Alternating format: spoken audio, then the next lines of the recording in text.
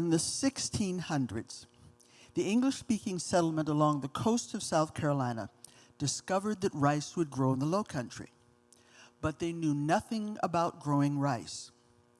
So they brought the enslaved ancestors from the regions of West Africa to cultivate what became known as yellow gold, aka rice. Now, while the ancestors were here, they developed their own language and created some of the greatest folk music the world has ever known. Now, the language is called Gullah. It is an English-based Creole language. It's a combination of the English language and African-based expressions. Now, to give you some idea of what that sounds like, I will tell you a story. Here in the South, if we want to explain anything, we tell a story. This is a story about two gentlemen. One is from the North. We will call him a Northerner. The other one is from the South. We will call him a Southerner. These two gentlemen had come together to do some deer hunting. Now, the art of deer hunting involves spreading out a blanket of corn cobs and then two or more full-grown adult men. That's not an oxymoron, it just sounds like it. They climb into something not much bigger than a Barbie dollhouse. And they sit and they wait for deer to come to nibble on the corn. And when the deer comes to nibble on the corn, they shoot the deer. They call that deer hunting. Well, the Northerner didn't think the deer was coming as quickly as he thought they were going to come. So he looks to his Southern deer hunting companion with a comment and a question. He says, "Sir, there are no deer coming to the corn. Are we going to have to continue waiting for the deer to come to the corn?" To which the Southerner replied, "That's right." So he waits a little while longer, and still no deer had come to that corn. Again, he looks to his Southern partner, looking for some sort of explanation with the same comment and the same question. He says, "Sir, there are no deer coming to this corn. Are we going to have to continue waiting for the deer to come to this corn?" To which the Southerner replied, "That's right." So he decides to wait just a little while longer. Still no deer came to the corn. Again, the Northerner looks to his Southern deer hunting companion with the same comment and the same question. "Sir, there are no deer coming to this corn. Are we going to have to continue waiting for the deer to come to this corn?" To which the Southerner replied, "Good, you're listening." He says, "I don't understand. We've been out here for a long time, and no deer has come to this corn. The only thing bothering this corn is a possum that came by and got a bunch of corn and went running off into the bushes. Then a raccoon came by and it took some corn and it went running off into the bushes. Then what appeared to be some College of Charleston students. They didn't care about the corn, but they took the beer we had hidden in the bushes. Now, I know you don't want to leave, so why don't we just pack up and move to another spot? Just tell me why you don't want to do that." So the Southerner is going to explain to the Northerner why they're not going to do that. And I quote, "Da-da-da-da, da-da-da-da-da. But da-da-da-da, da-da-da-da-da-da." Northerner looks at him and says, "Come again." So he explains it again. "Da-da-da-da-da, da-da-da-da-da. But da-da-da-da, da-da-da-da-da-da." Northerner says, "You speak English, don't you?" Southerner said, "That's right." He said, "Well, tell me in English what you just said."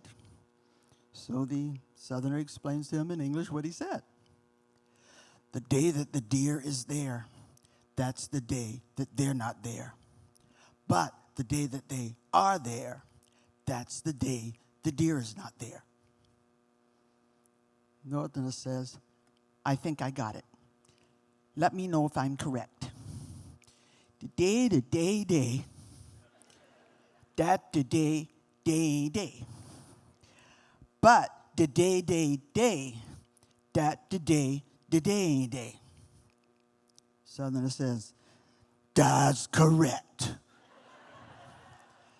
That's the end of that story, folks. You can applaud now.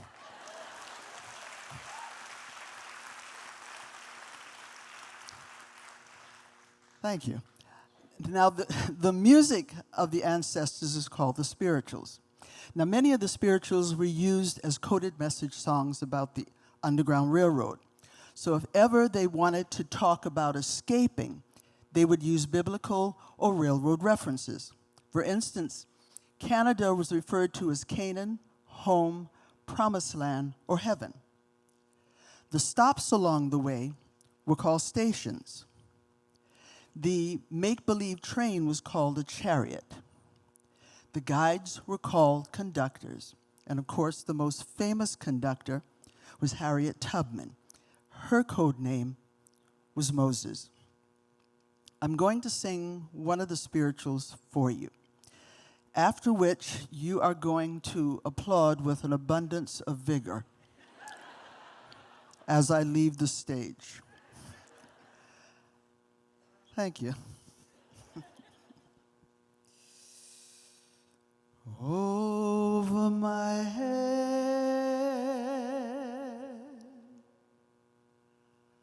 I hear trouble in the air. Over my head, I hear trouble in the air. Over my head, I hear trouble in the air. There must be a God somewhere. Over my head, I hear music in the air. Over my head, I hear music in the air. Over my head, I hear music in the air. There must be a God somewhere.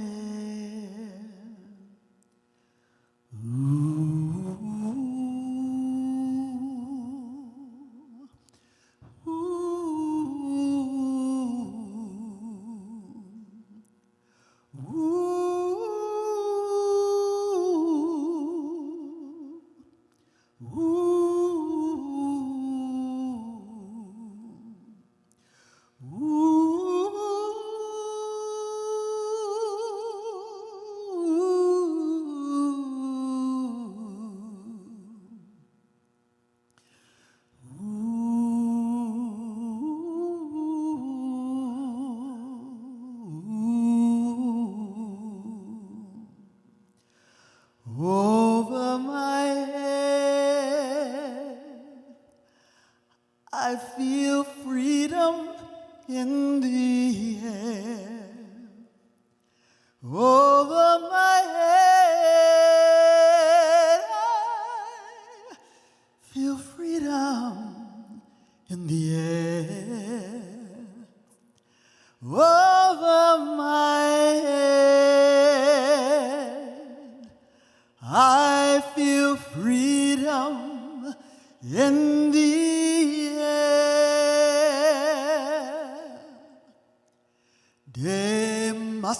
be a God. There must be a God. There must be a God.